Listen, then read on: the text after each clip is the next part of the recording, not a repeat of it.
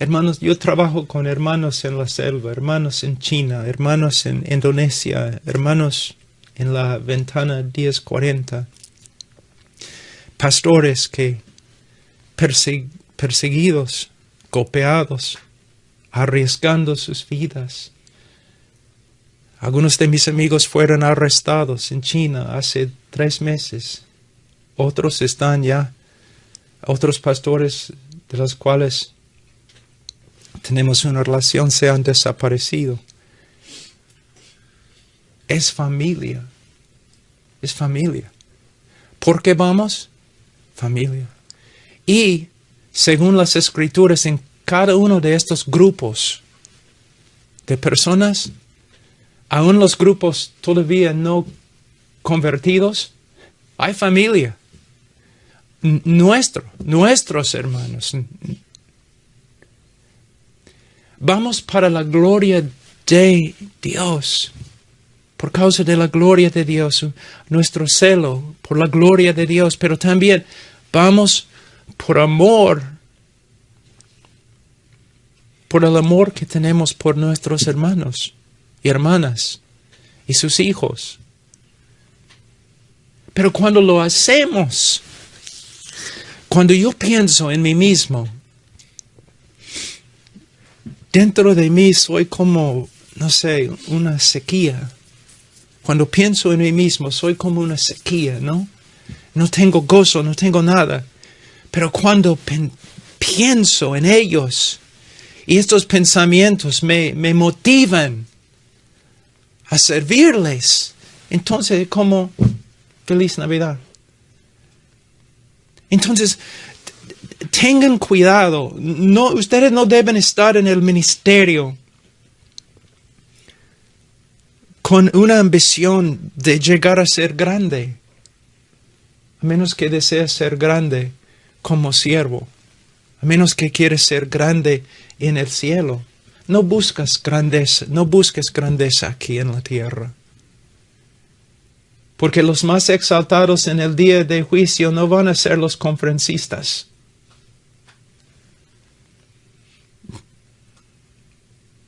Van a ser los que han entregado todo a Cristo. ¿Sabe que hay una historia? No sé si es verdad o no, pero hay una historia acerca de un conde, creo que en Inglaterra, muy rico. Su ambición, la ambición de su vida, criar a un hámster con la figura 8 en su espalda. Sí, dedicó toda su vida a criar un cuy con una figura 8 en su espalda. Qué patético, ¿no? También el ministro que busca su propia fama, que busca una buena vida, una vida fácil.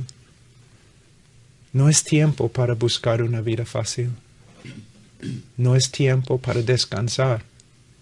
Es tiempo para glorificar a Dios primero y segundo, buscar, salvar, ministrar a nuestros hermanos.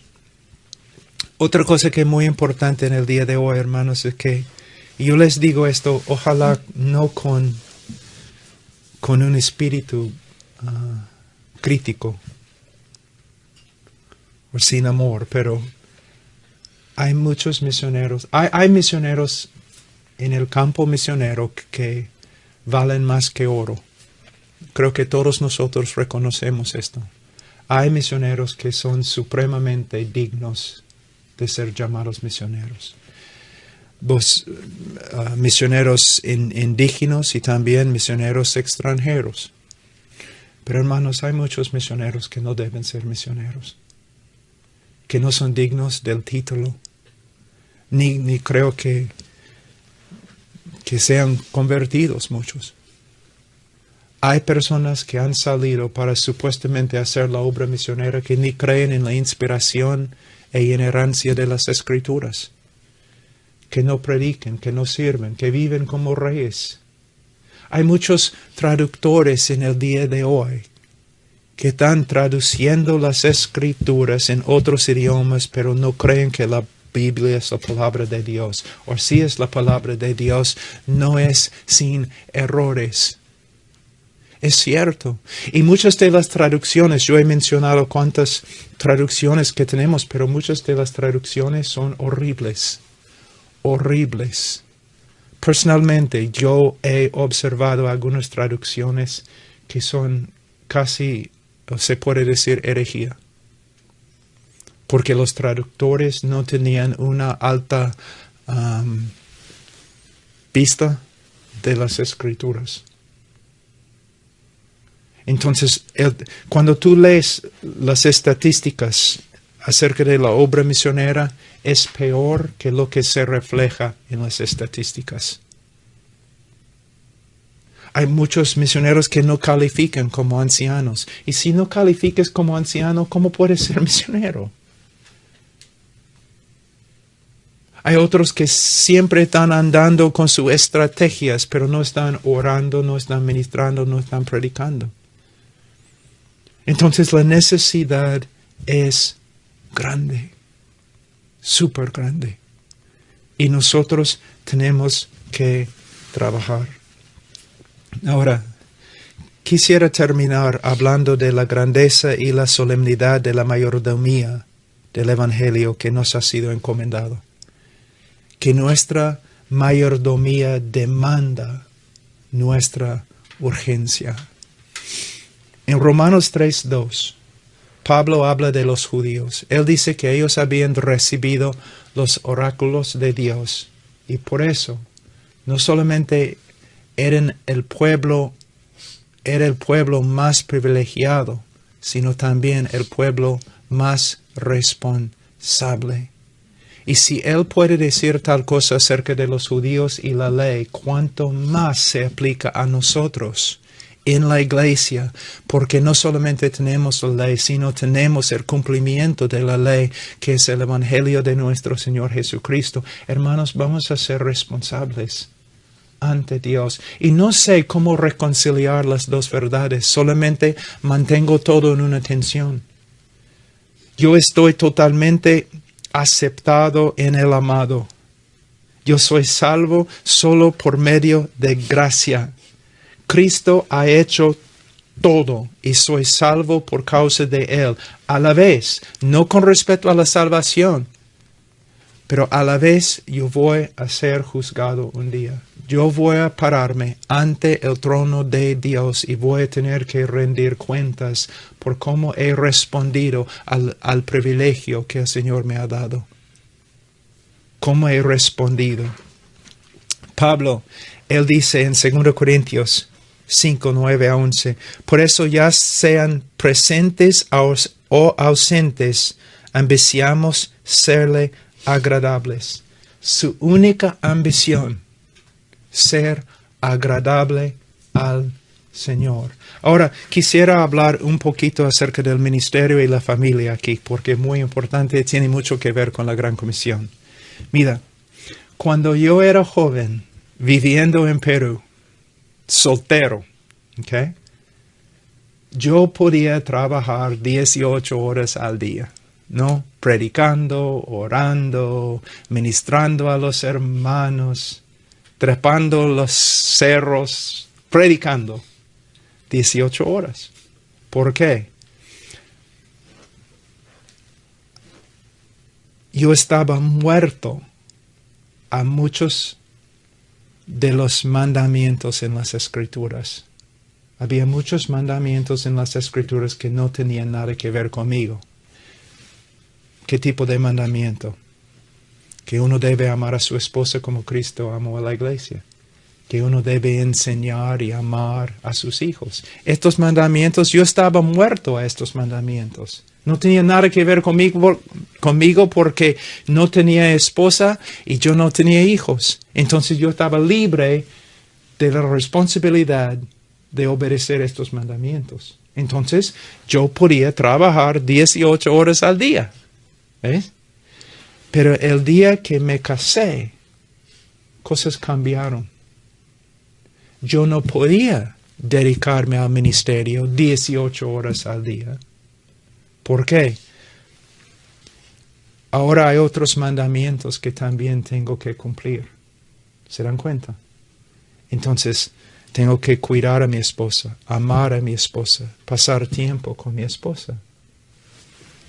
Pero todavía mi esposa también trabajaba en el ministerio, entonces nosotros, sí, mucho tiempo trabajando en el ministerio.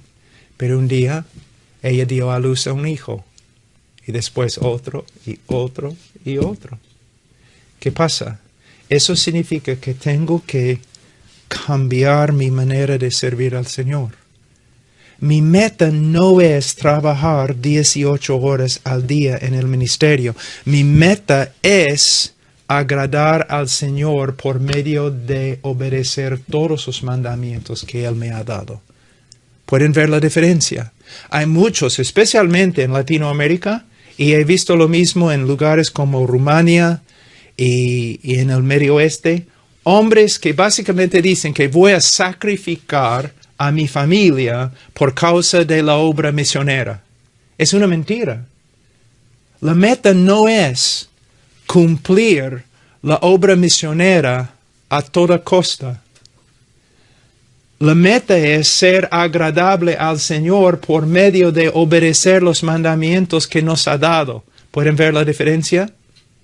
O hay hombres que dicen, mira, yo tuve que sacrificar mi familia, ¿no? Por causa del ministerio. ¿Sabe lo que este hombre está diciendo? Él está acusando a Dios.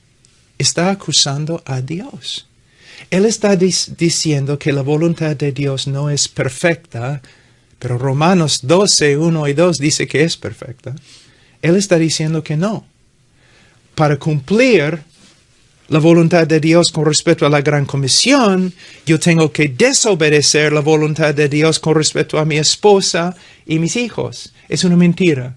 La voluntad de Dios es perfecta. Existe en perfecta armonía, hermanos. Entonces, nosotros somos los que tienen que adaptarnos conforme a la providencia de Dios. ¿Ya? Entonces, no vas a avanzar el ministerio misionero, no vas a avanzar ningún ministerio siendo un hombre desobediente. Tu preocupación más grande es simplemente conocer la voluntad de Dios y obedecer la voluntad de Dios. Y un hombre obediente a la voluntad de Dios va a ser un instrumento para llevar a cabo la gran comisión. Y Pablo dice, por eso, ya sea presentes o ausentes, ambiciamos serle agradables. Entonces, él dice, ¿por qué?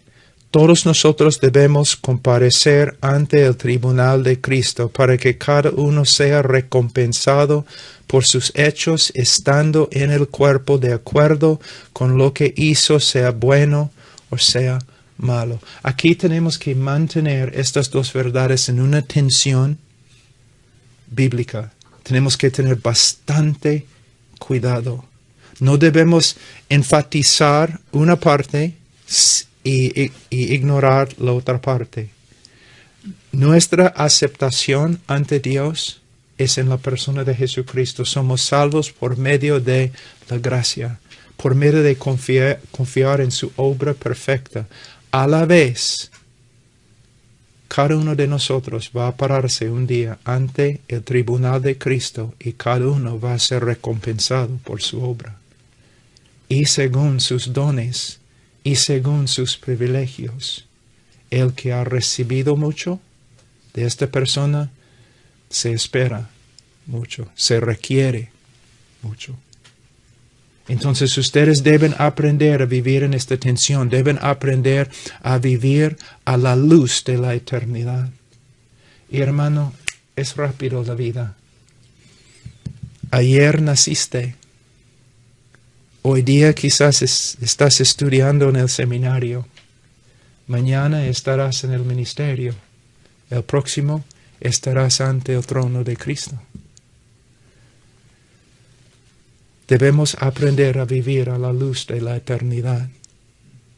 Pero nuestra meta no debe ser tener el ministerio más grande entre los hombres, sino ser obediente a la voluntad de Dios conforme a su providencia en nuestra vida. Ahora, Él dice, por tanto, conociendo el temor del Señor, persuadimos a los hombres. Muchos malinterpretan este texto. Muchos. Ellos piensan que Pablo está diciendo, sabiendo que los hombres están en peligro, los hombres inconversos están en peligro, sabiendo esto, no, yo voy a persuadir a los hombres con el Evangelio. No, no es lo que él está diciendo. El temor de Pablo es para sí mismo. Él está básicamente diciendo eso, conociendo el temor del Señor, sabiendo que yo voy a pararme ante su trono un día, sabiendo que yo voy a ser juzgado, yo voy a persuadir a los hombres, yo voy a predicar a los hombres la verdad y no voy a cambiar nada, aunque me persigan, aunque me odian, aunque me malentienden. No, yo voy a seguir con el mismo mensaje porque un día yo voy a pararme ante él. Eso es lo que Pablo está diciendo. Hermanos, no sé cómo explicarlo, porque hay personas que están muy libres ante el Señor, es casi como no tienen temor de Él. Hay otros que tienen temor de Él, pero les falta gracia. Viven en miseria y no reconocen la misericordia y el amor del Señor. Nosotros tenemos que aprender a mantener un balance. Y yo he visto que un hombre que está constantemente renovando su mente en la palabra de Dios y un hombre que se dedica a una vida de oración, él va a lograr a tener este balance. Él va a tener mucha libertad en la presencia del Señor y a la vez, aún con su gozo, va a haber una reverencia quizás inexplicable. Pero se notan las dos cosas en un balance perfecto. ¿Qué, hermanos? Ahora,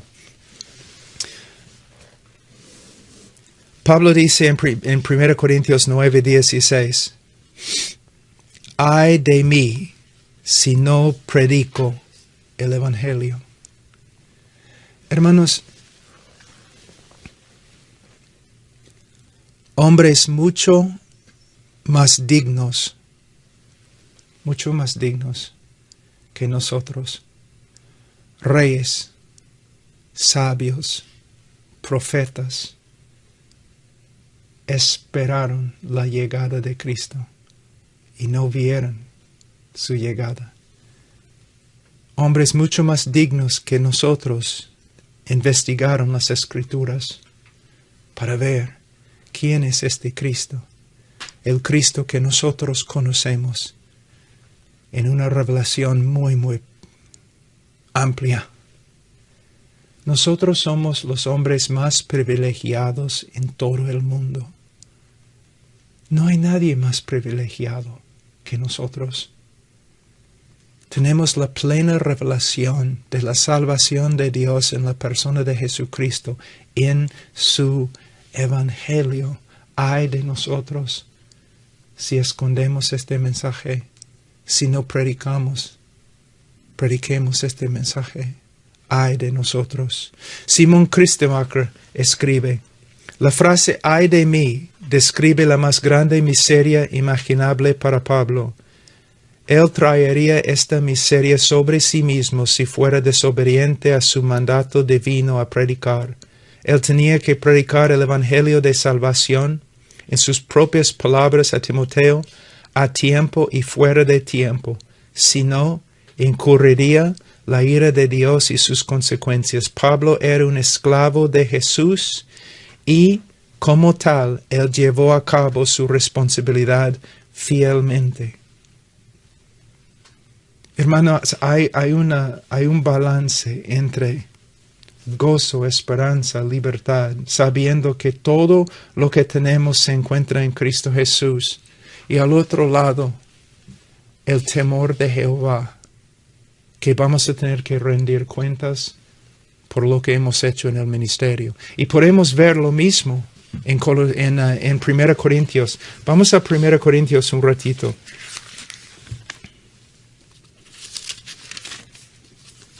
Capítulo 3.